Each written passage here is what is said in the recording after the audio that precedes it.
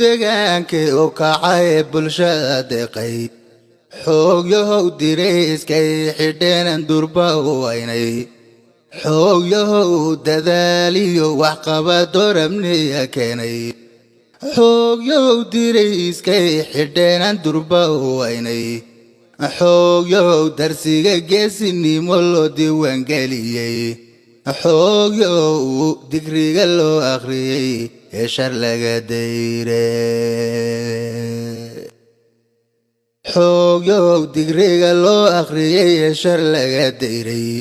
xoogyahow dadkiisu ku daray duciyo aaminta dibnaha ammaantiina jecel aan ka dalayne murti dararsan oo diin balan hatan dowdabiyo dirhaan iyo waxaan doolar iyo dahab ku goynaynin deeqiyo waxaan doorsi iyo den qof lagu sinin nafta dunida ugu qaaligeen dib u abuurmaynin idinka dadkiinni u huray oo dabka u galay xooggii deegaanka tihiin oo dadka u kacaye idinka difaac adag noqdo deeqay shacabkiye darbigii xuduudda tihiin dayrka noo xidhaye daandaansi cadowgii wadiyo nacabkii soo duula ee damacu hoday baad sidii danaba u leeftaane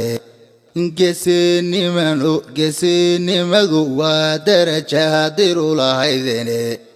dugsiyana waxaad uga baxdeen xeela diriireede qof kastoo xumaanagu dayoo diida samayna markaa sida dabaysha u martaan amase duufanta ee damu ka siisan fuluhu dib u shallaytooye dugsiyahalliyuu booliskow deeqday shacabkiye markaa danaha guud howlgallada daraf wareegayso dadkoo seexday leylkii amniga dibad u joogina daraartii ka daan iyo ka daan duhur boqolkiina idinkoo dirayskiyo jidhkuba midaba ku doorsoomay oy kabuhu diirteen cidhbaha ama dubkii leefay dalandoolgidhaash iyo dhibkiyo socda ku diyaalka aydan marnaba daalay iyo diiday odhanaynin waa dareen lahaanshiyo wadaniishaw dabeecadahe duq waayeelay iyo daa'imiyo dumarka difaysan danyartiyo masaakiinta iyo ruuxii daranyaysan idinkaa u daacada bulshada u dirnugule dacal kale markaan fiirin iyo doorka bilowaadmi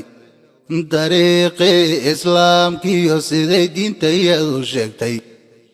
daalimkii ku soo doonta ee samaha ka diida saddex jeer markaad uga digtee da'yay odhan waayo darsii lama ilaawaanaba loo dambariyaaye alqushaashtan soo duushay ee malagga soo doontay dabin bay ku daateen oo waa dabargoodiye intaad sida dabaysha u martaan amase duufanta ku durduriya waa daalimiin diiday nabadiye ku durduriya waa daalimiin diiday nabadiye